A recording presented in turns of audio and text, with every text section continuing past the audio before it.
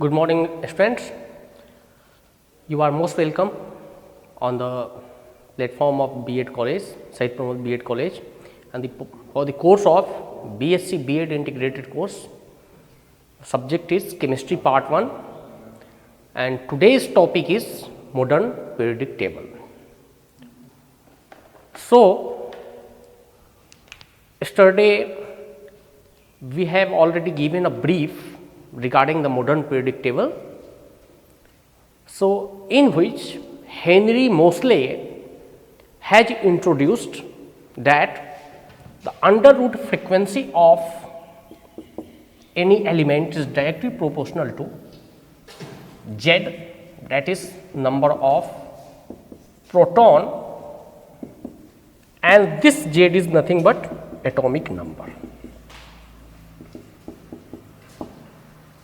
यानी कि हर एक एलिमेंट का एक फ्रीक्वेंसी होगा और वो जो फ्रीक्वेंसी है उसका अगर अंडर रूट लेंगे तो उसके एटॉमिक नंबर के डायरेक्टली प्रोपोर्शनल होगा. Overall this modern periodic table is arranged as per their atomic number. तो इससे पहले जितने भी केमिस्ट थे लाइक डुबर्नियर, न्यूलैंड, लेट्रॉन, मेंडलीव, उन्होंने क्या बोला था कि हम पीरियडिक टेबल में एटॉमिक वेट के आधार पे हम उसको अरेंज करेंगे. लेकिन जो हेनरी मोस्ले थे उन्होंने पहली बार ऐसा बताया था कि ये नहीं, एटॉमिक नंबर के आधार पे हम इस पीरियडिक टेबल को बनाएंगे. और ये जो मॉडर्न पीरियडिक टेबल था इसको किसी एक ने नहीं बनाया था. This was made by the group of chemists including Mendeleev, Rutherford, bore. और ये बोर जो है इन्होंने इसमें अच्छा खासा कंट्रीब्यूट किया था. So modern periodic table is also known as Bohr's periodic table, you can say. तो हम इसके बारे में जानेंगे. तो सबसे पहले हम टेबल बनाएंगे कि मॉडर्न पीरियडिक टेबल कैसा था.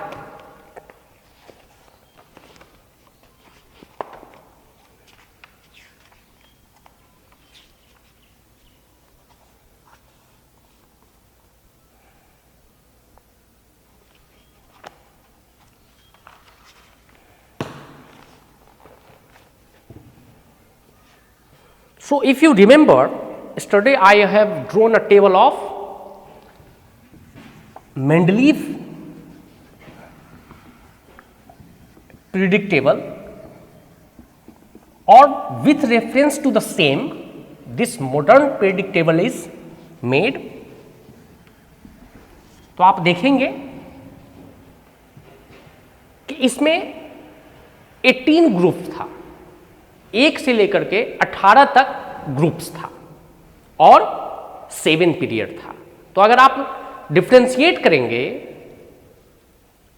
तो मेंडलीव ने क्या किया था कि हर एक जो 8 ग्रुप लिया था उन्होंने उसमें सब में सब ग्रुप बनाया था. सब ग्रुप यानी कि A B A B A B, और 8वें ग्रुप में उन्होंने 3 कॉलम बनाए थे. तो अगर आप सबको ऐड करेंगे तो इट इज इक्वल टू 18. और मॉडर्न पीरियडिक टेबल में ये 18 अलग अलग ग्रुप बना, different groups have been made, और पीरियड 7 ही था. तो if you consider the horizontal row as a period, यानी कि अगर ऐसा आप ड्रॉ करेंगे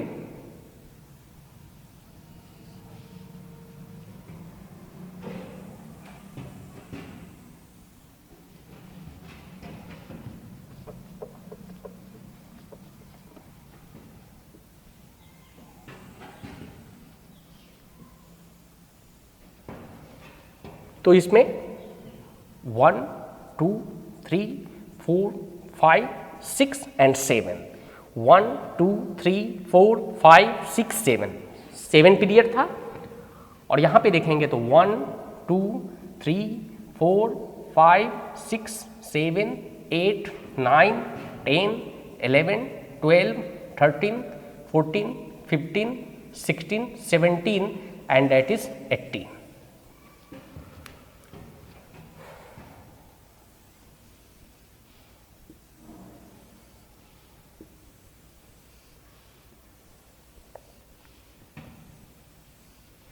मैं एक अलग इधर बना देता हूँ सो डेट कि अपने बोर्ड पे जगह कम है।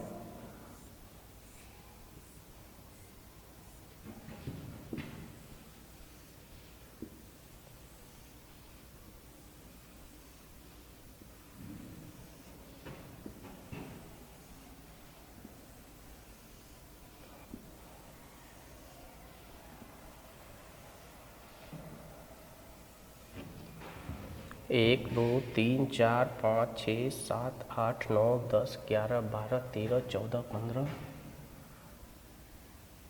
16, 1, 2, 3, 4, 5, 6, 7, 8, 9, 10, 11, 13, 14, 15, 16, 17, 18। ओके, इसको छोड़ दो, मैं एक इधर ऐड कर देता हूँ।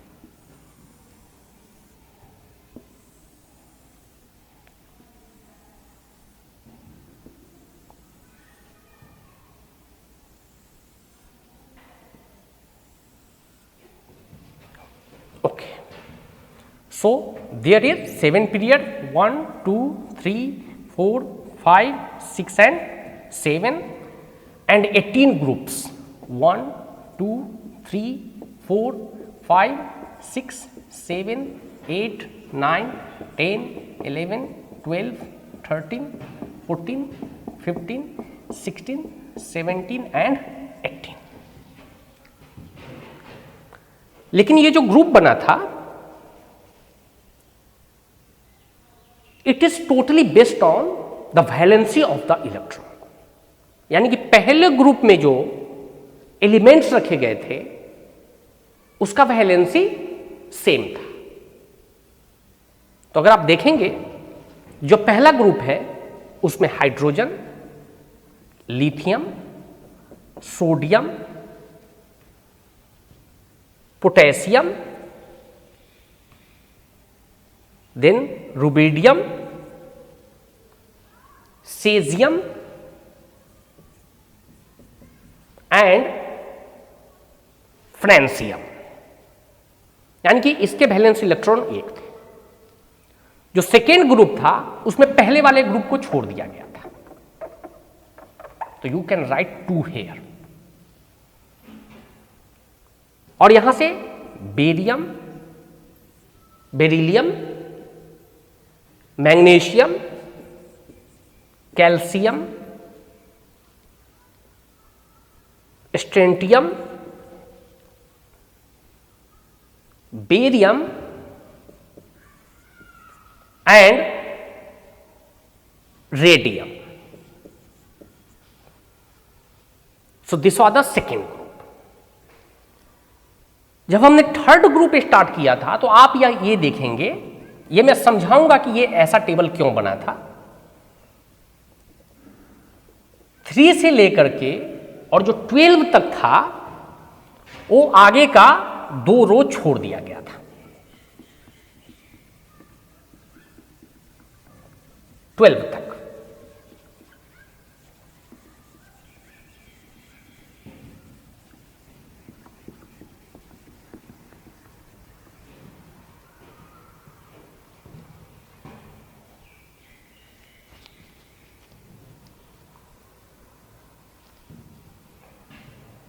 ये भी नहीं था।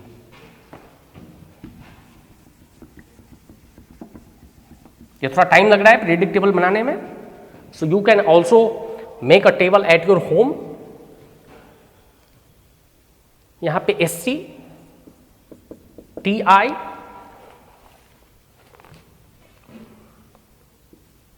वेंडेनियम, chromium, manganese, ferrous, cobalt, nickel, copper, zinc. और यहां पे ये ग्रुप था 3, 4, 5, 6, 7, 8, 9, 10, 11, 12।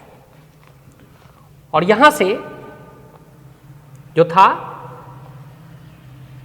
वो पहला वाला 17 तक एक रो नीचे आ गया था, यानी कि इसको आप देखेंगे तो ये 13, 14, 15, 16, 17। तो इसमें था boron, carbon, nitrogen, oxygen, then fluorine, और यहां पे हीलियम था। यानी कि ये वाला जो ग्रुप था 18 number, it is totally noble gas, यानी कि इनर्ट गैस का था। Helium, neon, argon, krypton, xenon, radon and oganesson. मैं सारा प्रेडिक्टेबल भरूंगा नहीं, केवल आपको समझाने के लिए लिख देता हूं। You might have predictable with you. ये क्लोरीन है, उसके बाद जिंक के बाद यहां पे gallium, germanium, arsenic, सेलियम and bromine, और भी बहुत सारे यहां पे भरे हुए थे। पहले इसके बारे में जानते हैं। तो this is called groups and this is called period.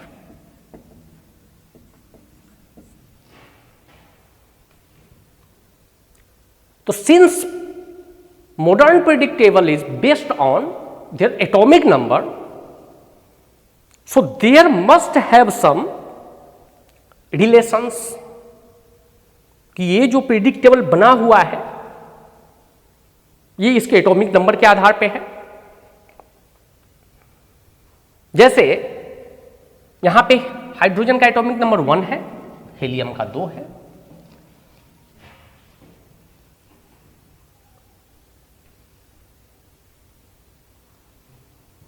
फिर यहां पे लिथियम का 3 है, बेरियम का 4 है, फिर इसका 5 है, 6, 7, 8, 9, 10। देन यहां पे अगर 11 है तो ये 12 है, ये 13 है, 14, 15, 16, 17, 18। अगर आप यहां से आगे बढ़ना शुरू करेंगे तो अगर ये पोटेशियम का 19 है तो इसका ये 20, 21, 22, 23, 24, 25 अप टू सो ऑन, यानी कि यहां की ये 36 तक आएगा। यानी कि यू कैन सी और you can observe the elements are arranged in the groups and the particular period. यानी कि अगर ये फर्स्ट पीरियड है तो इसमें जो 2 एलिमेंट है that is helium and hydrogen, तो हीलियम का अगर 1 है तो हाइड्रोजन का 2 है। अगर यहां से आप स्टार्ट करेंगे तो लिथियम का 3 है, फिर 3, 4, 5, 6, यानी कि एक पीरियड में जितने भी एलिमेंट्स हैं उनका जो एटॉमिक नंबर है वह बढ़ते हुए क्रम में है। यानी कि what the principle of modern periodic table कि इसमें जो एलिमेंट्स है वो उसके एटॉमिक नंबर के बढ़ते हुए क्रम में है, ये तो दिख रहा है। लेकिन नाउ क्वेश्चन राइजेस कि ठीक है ये 3 यहां पे क्यों लिया, ये 11 क्यों लिया? तो मैं पहले आपको बताया कि जो पार्टिकुलर ग्रुप था तो on the basis of valence electron, यानी कि जैसा आप देखेंगे कि हाइड्रोजन के जो इलेक्ट्रॉनिक विन्यास लिखेंगे तो क्या होता है 1s1, जो उसके नीचे लिथियम है उसका आप देखेंगे तो कितना है 1s2 2s1। अगर आप सोडियम देखेंगे तो क्या है 1s2 2s2 2p6 3s1। अगर आप पोटेशियम का देखेंगे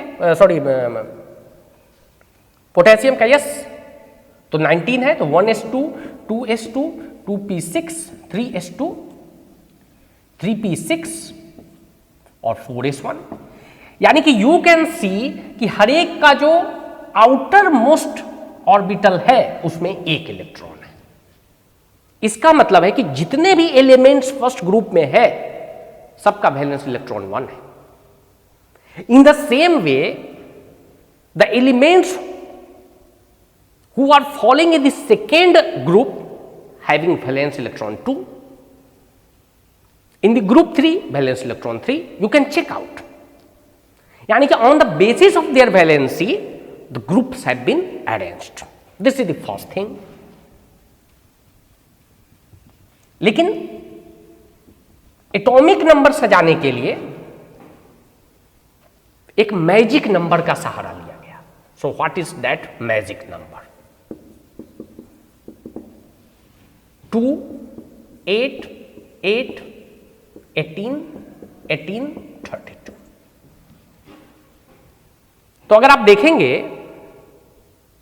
for example hydrogen having atomic number है S1, तो जब इस 1 में आप 2 ऐड करेंगे तो 3 आता है, 3 में जब आप 8 ऐड करेंगे तो 11 आता है, 11 में जब आप 8 ऐड करेंगे तो 19 आता है, 19 में जब 18 ऐड करेंगे तो ये 37 आता है, फिर 37 में फर्दर 18 ऐड करेंगे तो 55 आता है, और 55 में जब 32 ऐड करेंगे तो 87 आता है। सो ये जो मैजिक नंबर था, this is applicable for first and 18 group, यानी कि पहले ग्रुप और 18 वाले ग्रुप में ये एप्लीकेबल था। जैसे हीलियम का तो 2 है ही यहां पे, तो हम इसमें 2 ऐड नहीं करेंगे, 2 में 8 ऐड करेंगे तो 10 आता है, फिर उसमें 8 ऐड करेंगे तो 18 आता है, फिर उसमें 18 ऐड करेंगे तो 36 आता है, फिर उस 36 में 18 ऐड करेंगे तो 54 आता है, फिर 54 में 18 ऐड करेंगे तो 86 आता है, सॉरी 32 का ऐड करेंगे तो 86 आता है, और फिर से उसमें 32 ऐड करेंगे तो 118 आता है। यानी कि atomic number of first and 18th period is based on this magic number. Okay, यानी कि ये जो ग्रुप बना हुआ है इसमें कुछ रिलेशन है, और जैसे ही यहां पे पता चल गया कि यहां लिथियम का 3 है तो जो वेरी नेक्स्ट है वो 4 हो जाएगा, 11 के बाद 12, 19 के बाद 20, 37 के बाद 38, 55 के बाद 56, 87 के बाद 88।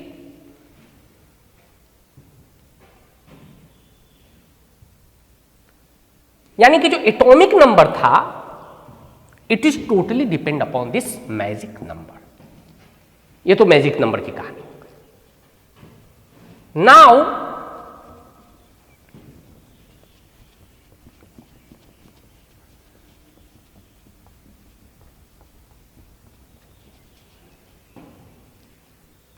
कि ये जो पीरियडिक टेबल है उसको ब्लॉक में बांटा गया। ब्लॉक, तो how many blocks are there?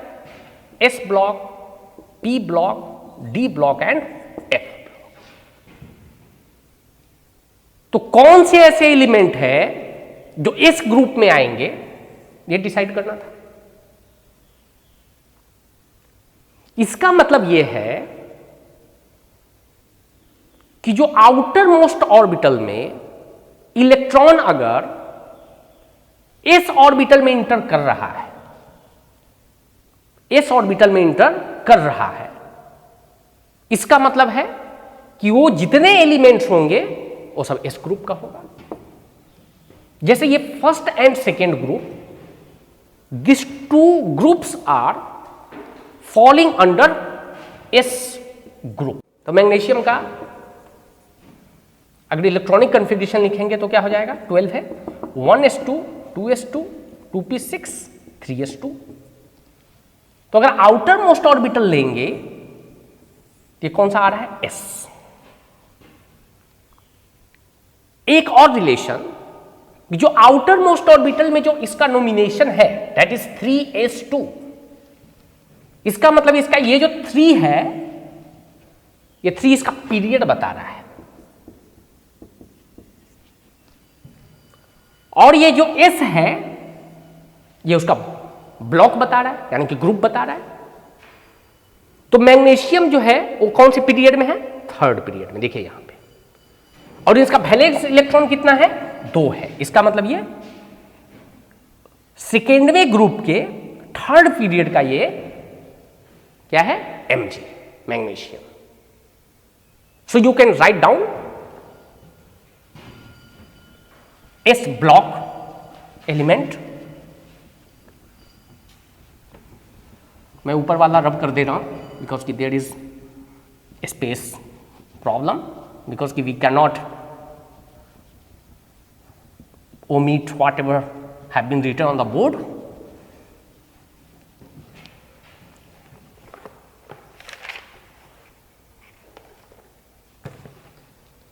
यानी कि S block element, S block element.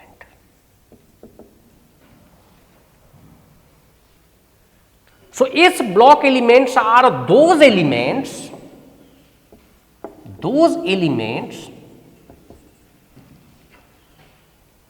whose last electron falls in s orbital. यानी कि जिस किसी एलिमेंट्स का जो लास्ट इलेक्ट्रॉन है, last electron is nothing but outer most orbital में जो इलेक्ट्रॉन है वो अगर एस ऑर्बिटल में फॉल कर रहा है, so that is called S block elements. और एस ब्लॉक एलिमेंट्स का जो इलेक्ट्रॉनिक कॉन्फ़िगरेशन था वो था ns12, यानी कि n is period and s is group. So in the periodic table, group number 1 and 2 is called S block elements, यानी कि ये जो दोनों है ये वाला that is S block elements. तो I think this is clear about it. Okay. Now moving to P block elements.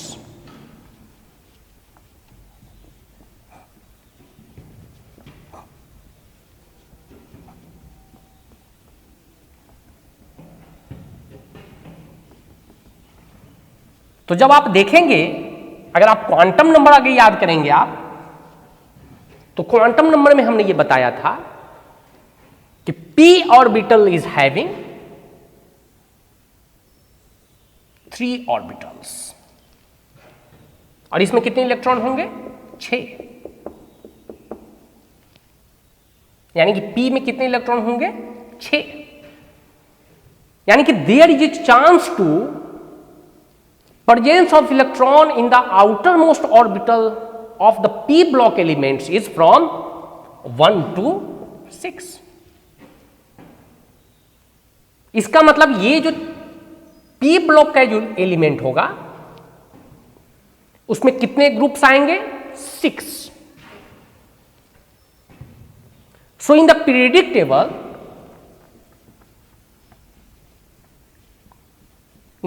Table from group number 13 to 18, देखिए यहां पे 13 से लेकर के 18 तक जो एलिमेंट्स है, this is called p block elements. And definition of p block elements is same as that of s block elements. So p block elements are those element whose last electron enters the p orbital. Enters the p orbital means जो outermost orbital में जो electron है वो p orbital में है. Let us see an example. जैसे nitrogen, इसका atomic number कितना है? 7 है. सो अगर आप इसका इलेक्ट्रॉनिक विन्यास लिखेंगे तो 1s2 2s2 2p3 2p3, यानी कि इसके आउटर मोस्ट ऑर्बिटल जो है, आउटर मोस्ट जो ऑर्बिटल है दैट इज 3, ये किस में फॉल कर रहा है? 2p में, यानी कि p ऑर्बिटल.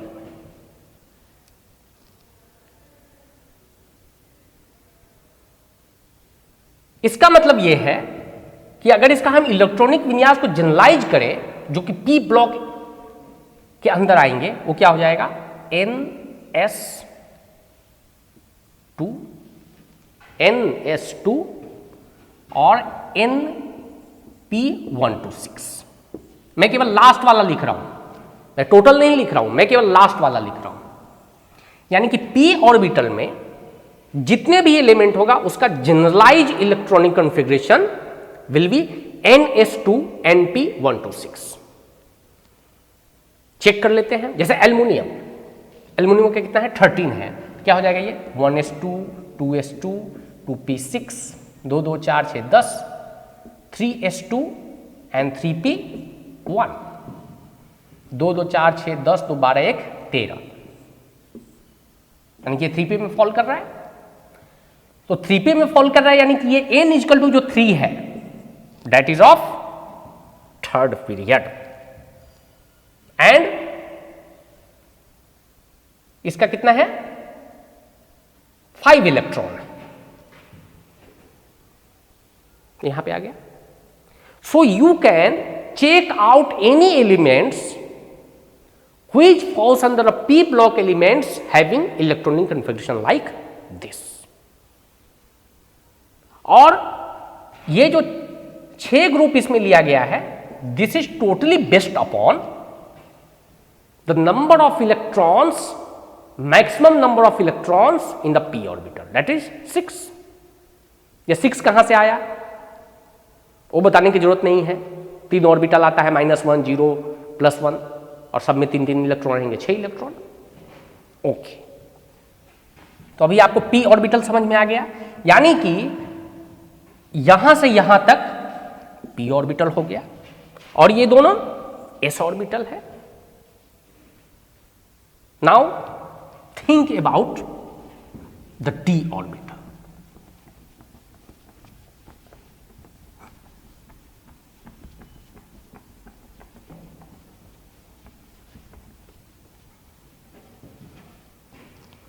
यानी कि d ऑर्बिटल में कितने ग्रुप होंगे?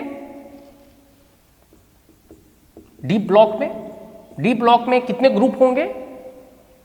जैसा p में 6 था तो d में मैक्सिमम नंबर ऑफ इलेक्ट्रॉन्स कितने हो सकते हैं d ऑर्बिटल में? 10.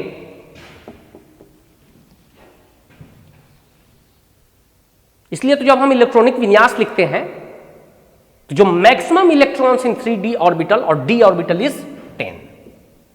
Why? Because the maximum number of electrons in the d orbital is 10.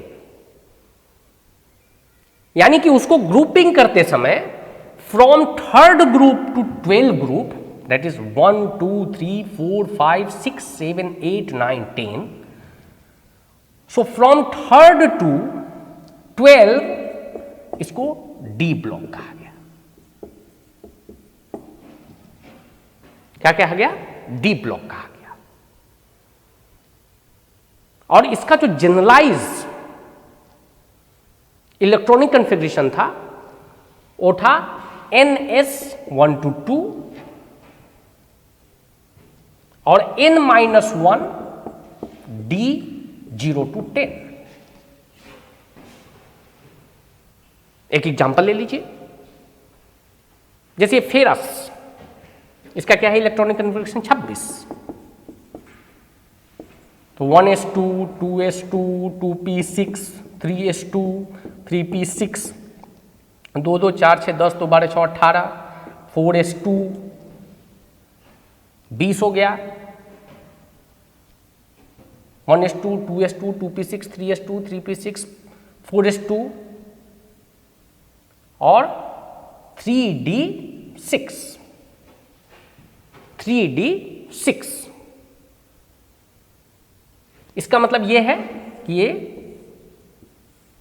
ऐसे होगा। तो यहां पे जो आउटर मोस्ट ऑर्बिटल है, आउटर मोस्ट इसका जो सेक्शन है वो क्या है 4s2 3d10, यानी कि 4 यानी कि फोर्थ पीरियड में, ठीक है। और 3d6 आप यहां पर देखेंगे 1 2 3 4 5 6 यहां पे आ रहा है, यानी कि ये जो है इसका प्लेस बता रहा है कि फोर्थ पीरियड में और छठे स्थान पर 1 2 यहां से डी ऑर्बिटल चालू होता है 1 2 3 4 5 6, यानी कि इसको फॉलो कर रहा है क्या n 4 चौथा पीरियड, 3 यानी कि n -1 यानी कि 4 -1 3, और d जो है वो 0 से 6 है, यानी कि ये 0 से 10 है, उसके बीच में फॉल कर रहा है। So this electronic configuration is called generalised formula of electronic configuration of d block elements. और definition is same d block का, the outermost electrons, the elements whose outermost electrons falls into the d orbital, those elements are called d block elements. Okay, now moving to the last block, that is called f block. अब f block थोड़ा different है।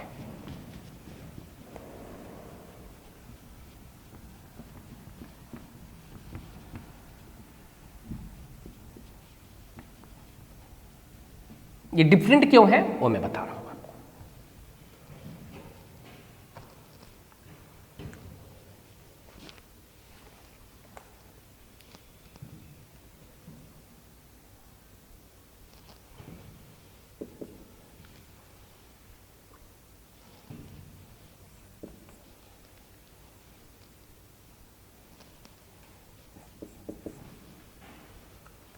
F block elements अलग इसलिए है क्योंकि जब यहां पे दिखा गया कि ये जो 6 पीरियड है उसमें मैक्सिमम कितने इलेक्ट्रॉन हो सकते हैं 18, क्योंकि 18 तो पीरियड है। लेकिन जब यहां पे इसका कॉन्फ़िगरेशन देखा गया तो वहां पे 32 आ रहा था। इसका मतलब जो 6 पीरियड है उसमें 18 से ज्यादा इलेक्ट्रॉन्स था। तो ये जो 2 पीरियड का यानी कि लैंथियम और एक्टियम, इसके बाद 14 एलिमेंट्स को ग्रुप से अलग रखा गया, बिकॉज कि ये ग्रुप पे बैठ नहीं रहे थे, यहां पे बाकी सारे एलिमेंट्स थे। तो इसलिए लिथियम और एक्टिनम के बाद 14 एलिमेंट्स को हमने पीरियड से बाहर रखा। जब इसका 57 था तो राइट फ्रॉम 57, 58, 59, 60 अप टू 71।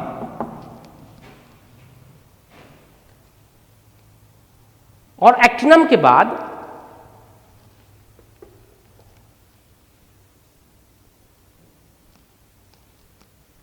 112 तक 14 एलिमेंट्स यहां पे बैठाया गया। Since these elements are after lanthanum, इसलिए ये जो ग्रुप ऑफ एलिमेंट्स था इसको हमने नाम दिया लैंथेनाइट्स। लैंथेनाइट्स। और नीचे वाले पीरियड में जो भी एलिमेंट्स आ रहे थे उसको हमने बोला एक्टिनाइट्स। और ये लैंथेनाइट्स और एक्टिनाइट्स बोलने के पीछे रीजन ये था कि ये एलिमेंट लिथियम के बाद आ रहा था और ये एक्टियम के बाद आ रहा था। तो ये जो एलिमेंट्स थे दैट इज लैंथेनाइट्स एंड एक्टिनाइट्स, उसको हमने एफ ब्लॉक एलिमेंट बोला।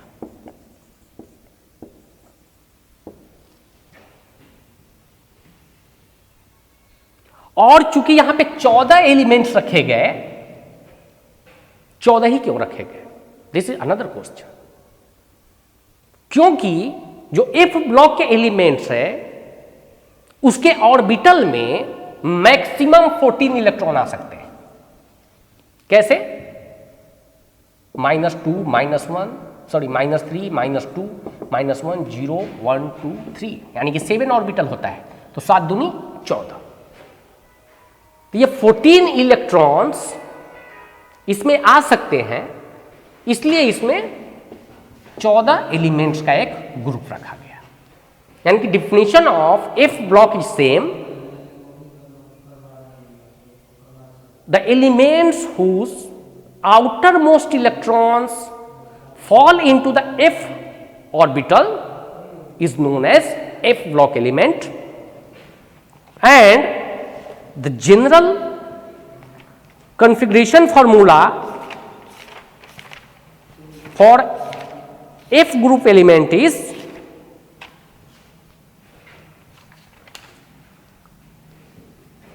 n-2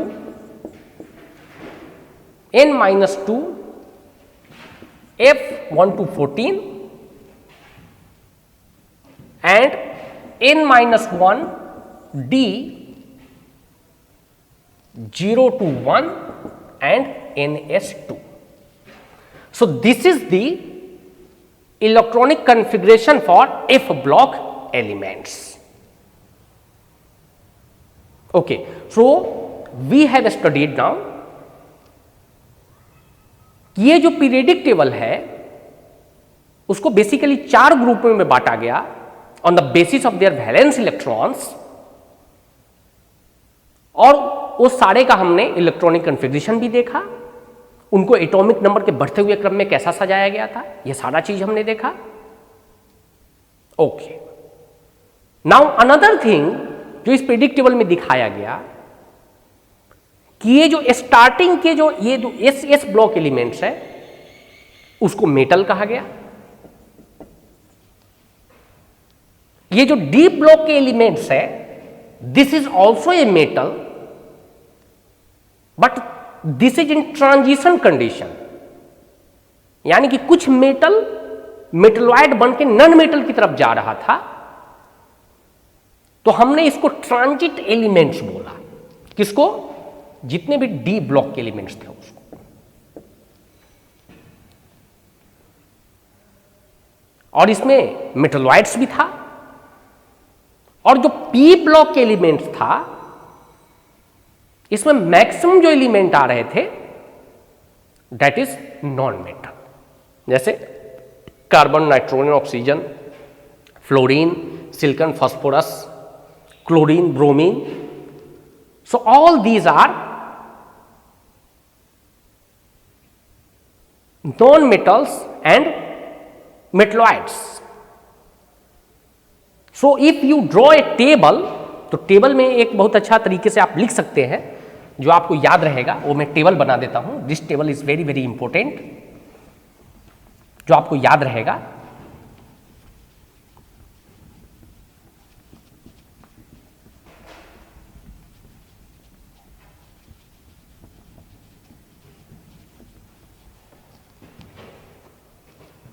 यानी कि यहां पे हो गया ये S block, p block, d block and F block. तो एस ब्लॉक कौन सा हो गया? अगर मैं ऐसा बना दूं तो टेबुलर फॉर्म में, तो इनमें कौन से ग्रुप आ गए? 1 और 2। पी में 13 to 18, डी में 3 to 12, और एफ में आप लिख सकते हैं लैंथेनाइड्स एंड एक्टिनाइड्स। इसको आप ग्रुप डिफाइन नहीं कर सकते हैं because it is outside from the table. इसका आप के लिए NS1 to 2, अगर आप p ब्लॉक की बात करेंगे तो NS2 और 2p 1 से लेकर 6 तक। अगर d ब्लॉक की बात करेंगे तो NS2 सॉरी 1 to 2 या NS2 यू कैन से N-1 D 0 से लेकर 10 तक। और अगर इसकी इलेक्ट्रॉनिक कन्वेक्शन की बात करेंगे तो डेट इज जो आपने लिखा है N-1 N-2 F1 से लेकर 14 तक, फिर N-1 D 0 से लेके 1 तक और NS1। So in tabular format you can remember these blocks। आप ये भी लिख सकते हैं कि S ब्लॉक के एलिमेंट्स को हम मेटल बोलते हैं, और S ब्लॉक में आप देखेंगे कि जो दोनों ग्रुप है उसमें जो फर्स्ट ग्रुप है उसको हम बोलते हैं अल्कली मेटल, अल्कली, और जो सेकेंड ग्रुप है उसको हम बोलते हैं अल्कलाइन अर्थ मेटल। आप ऐसा लिख सकते हैं। जो P ब्लॉक के एलिमेंट्स थे उसमें मेटलाइड और नॉन मेटल था, और जो D ब्लॉक के एलिमेंट्स थे वो क्या था, ट्रांजिशन एलिमेंट, और जो F ब्लॉक का जो एलिमेंट था that is mixture of non metals and metalloids. तो मुझे ऐसा लगता है ये जो मॉडर्न पीरियोडिक टेबल है वो आपको समझ में आया होगा कि कैसा इसका एटॉमिक नंबर के बेसिस पे उसको सजाया गया है और उसको कैसा ब्लॉक में बांटा गया है। Now one thing, if you want to draw the schematic diagram, अगर हम पूरे पीरियड को या पूरा जो ये टेबल है उसको हम ब्लॉक में अगर हमको दिखाना है तो उसका हम अगर स्कीमेट्रिक डायग्राम बनाते हैं तो कैसा होगा, जो आपको याद रहेगा वो मैं आपको छोटा सा एक बना देता हूं। देखिए यहां पे ऐसा रहेगा, फिर अगर आप ऐसा ड्रॉ करेंगे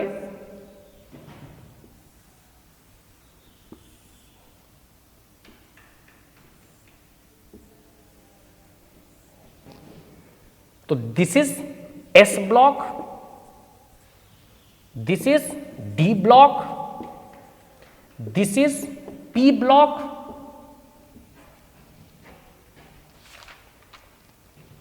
and you can show F block down the line।